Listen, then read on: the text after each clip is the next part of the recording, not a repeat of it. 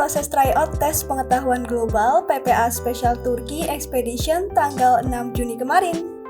Sebelumnya, di sini If mau ngucapin makasih banget nih buat hunter semua karena kemarin udah pada antusias ikut tryout dan proses tryout PPA Special Turkey Expedition jadi berjalan lancar walaupun masih banyak juga kekurangannya ya. Nah, di kesempatan kali ini, If bakal mengupas beberapa soal tryout kemarin nih buat persiapan hunters atau peserta PPA Special Turkey Expedition menuju seleksi tahap 1. Supaya ketika seleksi nanti, hasilnya bisa maksimal dan sesuai harapan. Sama seperti sebelumnya nih, karena kalau dikupas semuanya bakal panjang banget. Jadi di video kali ini, If bakal memberikan ulasan sedikit beberapa soal yang sering dijawab salah oleh peserta di setiap kategori soalnya aja ya. Oke, nggak perlu lama-lama. Langsung kita bahas yuk satu-satu. Soal kategori pendidikan Indonesia. Nomor 5. Pendidikan formal yang berlaku di Indonesia merupakan jalur pendidikan yang terstruktur dan berjenjang dan terdiri atas ... Pilihan A, pendidikan dasar, pendidikan menengah, dan pendidikan tinggi. Opsi B, SD, SMP, dan SMA atau SMK. Opsi C, prasekolah, sekolah, dan perguruan tinggi. Dan opsi D, lembaga sekolah, lembaga bimbingan belajar, dan lembaga pelatihan. Kebanyakan dari peserta menjawab B nih. Mari kita bahas. Berdasarkan riset If, beberapa jenis jalur pendidikan yang terdapat di Indonesia yaitu pendidikan formal dan non-formal. Pendidikan pada jalur formal ini merupakan pendidikan terstruktur dan berjenjang yang terdiri dari pendidikan dasar, pendidikan menengah, serta pendidikan tinggi. Ini didapat dari artikel Masali dan Hidayat 2018 halaman 47. Nah, jadi jawaban yang seharusnya adalah A ya, Hunters. Next, nomor 11. Hari Kesaktian Pancasila jatuh kepada tanggal ... Opsi A, 1 Juni. Opsi B, 1 Oktober. Opsi C, 4 April. Opsi D, 28 Oktober. Kebanyakan dari hunters menjawab A. Emang iya? Yuk kita kupas satu-satu. Tanggal 1 Juni adalah hari lahir Pancasila. Tanggal 1 Oktober adalah jatuh sebagai hari kesaktian Pancasila. Tanggal 4 April tidak ada peringatan di hari ini. Tanggal 28 Oktober yaitu hari Sumpah Pemuda. So, jawabannya betul adalah opsi B, 1 Oktober ya. Jangan sampai terkecoh dan simak soalnya dengan baik. Nomor 13. Pemerintah Hindia Belanda dalam mendirikan sekolah-sekolah untuk pribumi membedakan sekolah untuk kaum bangsawan dan sekolah untuk rakyat biasa. Salah satu contoh sekolah untuk kaum bangsawan adalah ... Opsi A, sekolah raja. Opsi B, sekolah ratu. Opsi C, sekolah Brahma. Opsi D, sekolah tinggi. Dari hasil tryout kemarin kebanyakan menjawab C dan D. Apakah betul? Mari kita bahas. Berdasarkan Jurnal Education and Development STKIP Tapanuli Selatan Volume 3 Nomor 1, edisi November 2016 menjelaskan bahwa sekolah-sekolah yang disediakan oleh pemerintah Hindia Belanda bagi kaum bangsawan di Indonesia, beberapa di antaranya adalah 1. HBS, merupakan sekolah menengah dan sekolah lanjutan bagi lulusan ELS. 2. Osvia, merupakan sekolah dasar yang disebut juga sekolah raja. Jadi, jawaban yang tepat adalah A, sekolah raja. Soal kategori pendidikan Turki. Nomor 19. Sebuah sistem alternatif sebagai solusi permasalahan pendidikan dan memacu inovasi dalam bidang pendidikan di negara Turki melalui Turkish Ministry of National Education atau MNE adalah penerapan ...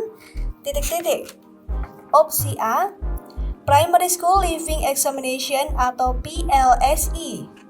Opsi B, National Examination. Opsi C, Information and Telecommunication Technology atau ITC.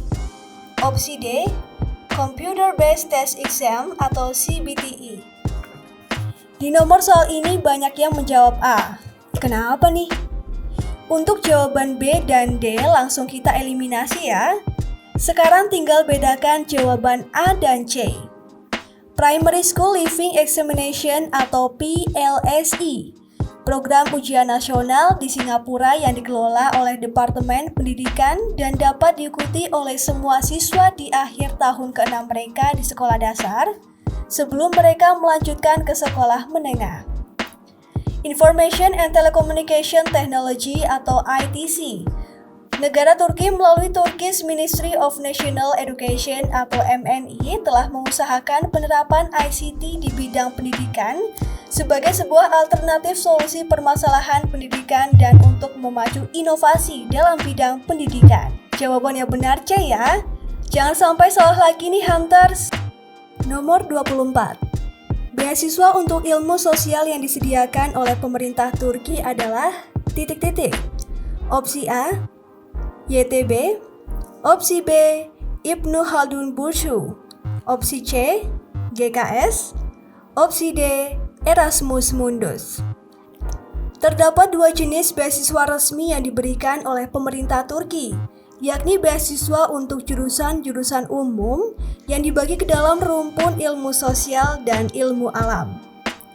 Beasiswa untuk ilmu sosial dikenal dengan nama Ibnu Khaldun Bursu atau beasiswa Ibnu Khaldun. Beasiswa untuk ilmu alam dikenal dengan nama beasiswa Ali Kusu. Dua beasiswa ini bisa di-apply dalam satu website YTB pada alamat www.turkiburslari.gov.tr. Jawaban yang benar adalah B. Soal kategori kebudayaan Turki. Nomor 27.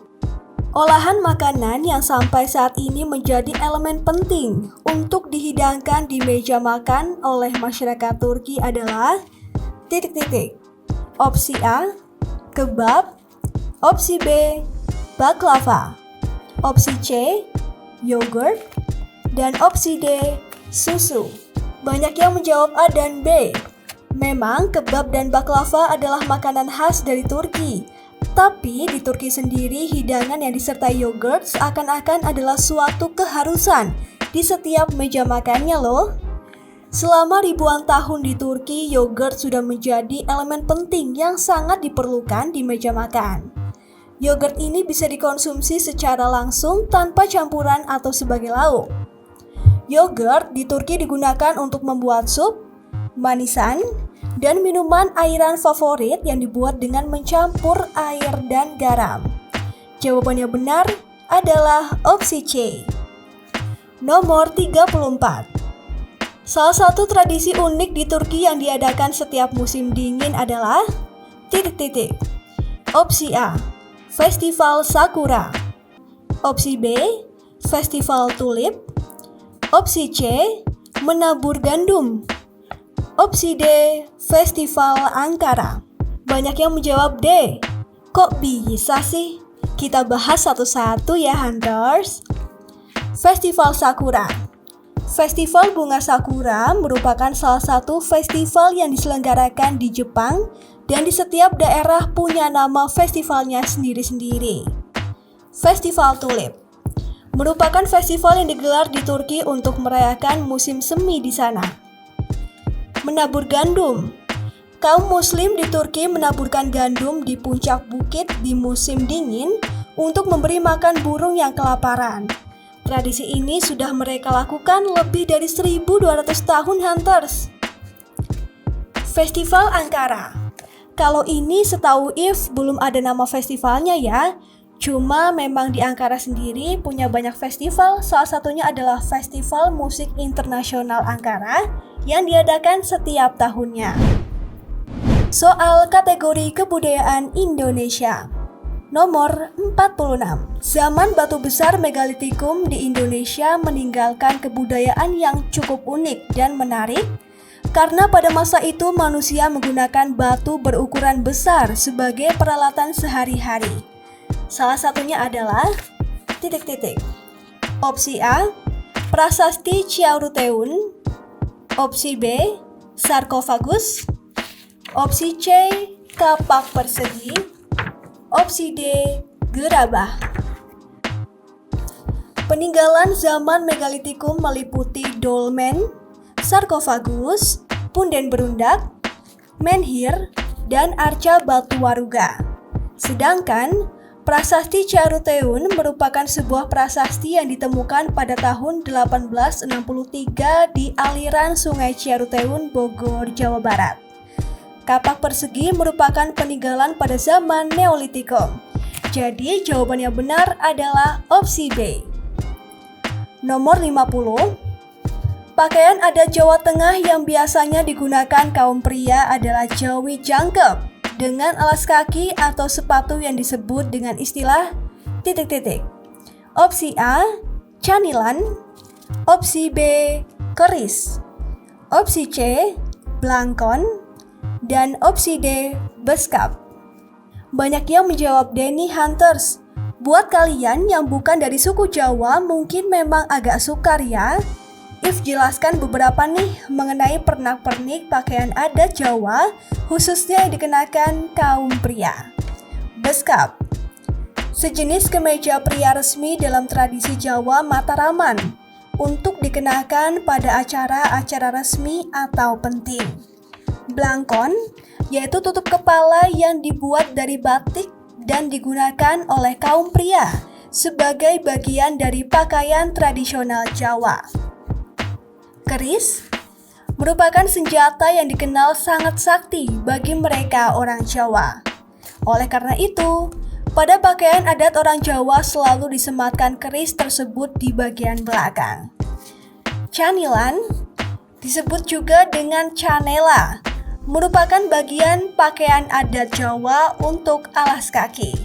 Canela bisa dibuat dari kulit hewan atau bahan sintetis yang digunakan untuk menutup jari kaki, sedangkan bagian belakang tumit tetap terbuka. Jawaban yang benar adalah opsi A. Soal kategori pendidikan dan kebudayaan internasional. Nomor 57. Program sekolah yang mempersiapkan siswa untuk memasuki karir sebagai pegawai atau buruh kelas menengah dari kelas 5 sampai 10 di Jerman disebut dengan Opsi A, Realschule. Opsi B, Gymnasium. Opsi C, Hauptschule. Opsi D, Kreisschule. Ada dua jenis sekolah menengah di Jerman, yaitu Hauptschule dan Realschule. Jadi jawaban B dan D kita singkirkan ya. Hauptschule berlangsung dari kelas 5 sampai 9 atau 10. Di sini siswa tidak hanya mempelajari mata pelajaran reguler seperti bahasa Jerman, matematika, dan IPA, tetapi juga belajar tentang kebutuhan praktis seperti misalnya pengetahuan tentang mesin dan perkayuan. Realschule juga berlangsung dari kelas 5 sampai 10. Di Realschule, siswa tidak hanya mempelajari mata pelajaran reguler, tetapi juga keterampilan lain seperti cara mengetik dengan 10 jari ataupun pembukuan karena memang mempersiapkan siswa untuk memasuki karir. Jawaban yang benar adalah opsi A. Nomor 67. Organisasi internasional dengan fokus pada pengurangan angka kemiskinan memberikan pinjaman dengan bunga kecil pada negara-negara miskin serta berkantor pusat di Amerika Serikat. Tepatnya di Washington DC adalah Opsi A, World Trade Organization atau WTO. Opsi B, International Monetary Fund atau IMF. Opsi C, World Bank. Dan opsi D, UN Women. Banyak yang menjawab B di sini. Yuk kita coba telaah satu persatu. A, World Trade Organization atau WTO merupakan satu-satunya organisasi internasional yang mengatur perdagangan internasional. B. International Monetary Fund atau IMF merupakan suatu organisasi internasional yang bergerak dalam masalah keuangan dan juga pemberian pinjaman pada setiap negara anggotanya. C. World Bank. Tugas utama dari World Bank adalah memberikan dana keuangan atau dana bantuan pada berbagai negara yang perekonomiannya sedang tidak sehat agar bisa memberikan pengaruh kondisi ekonomi wilayah yang ada di sekitarnya. D. UN Women atau Entitas Perserikatan Bangsa-Bangsa untuk Kesetaraan Gender dan Pemberdayaan Perempuan adalah entitas PBB yang bekerja untuk memberdayakan perempuan dan anak-anak perempuan. Memang agak mirip ya antara jawaban B dan C, tapi yang lebih mendekati adalah C, karena fokus dari pertanyaannya adalah memberikan pinjaman dengan bunga kecil pada negara-negara miskin. Soal kategori psikotes. Nomor 108. Platina, titik 2, logam, sama dengan permata, titik 2, titik titik. Opsi A, batu. Opsi D, akik. Opsi C, intan. Opsi D, safir. Banyak yang keliru menjawab C nih. Mari kita lihat lagi soalnya. Platina adalah hasil olahan dari logam atau salah satu jenis olahan logam adalah platina. Permata adalah salah satu olahan dari batuan atau salah satu jenis olahan batuan adalah permata. Sedangkan akik, intan, dan safir dapat dikategorikan sebagai jenis olahan batuan lain seperti halnya permata. Jadi jawabannya benar adalah opsi A. Nomor 132. Antonim dari piutang adalah titik titik. Opsi A, bayar. Opsi B, lunas. Opsi C, hutang. Opsi D, angsuran. Banyak yang menjawab lunas di soal ini. Berdasarkan Kamus Thesaurus Bahasa Indonesia, kata piutang merupakan antonim atau lawan kata dari hutang. Jadi jawabannya benar adalah opsi C. Tips dan trik soal sinonim dan antonim. Perbanyak perbendaharaan kata dengan memperbanyak membaca dan sering berlatih mengerjakan tes sinonim dan antonim. Berhati-hatilah dengan pilihan jawaban sebagai pengecoh. Nomor 148. Tidak ada pemalas yang sukses. Semua yang sukses sejahtera hidupnya. Sehingga titik titik. Opsi A, sebagian pemalas tidak sukses. Opsi B, tidak ada pemalas yang sejahtera hidupnya. Opsi C, sebagian yang sejahtera hidupnya bukan pemalas. Opsi D, semua pemalas sejahtera hidupnya. Pembahasan. Premis 1. Tidak ada pemalas yang sukses atau semua pemalas tidak sukses. Premis 2. Semua yang sukses sejahtera hidupnya. Kesimpulan. Sebagian yang sejahtera hidupnya bukan pemalas. Jawaban yang benar adalah C. Itu dia, tadi sedikit soal yang cukup banyak dijawab kurang tepat nih sama Hunters atau peserta tryout tes pengetahuan global program pertukaran pemuda Asia Spesial Turki Expedition. Semoga bisa membantu persiapan Hunters menuju seleksi tahap 1 nanti ya. Kalau masih ada yang bingung atau ditanyakan, bisa tulis di kolom komentar ya. Oh iya, gimana kalau if adakan tryout kedua? Apa kalian setuju?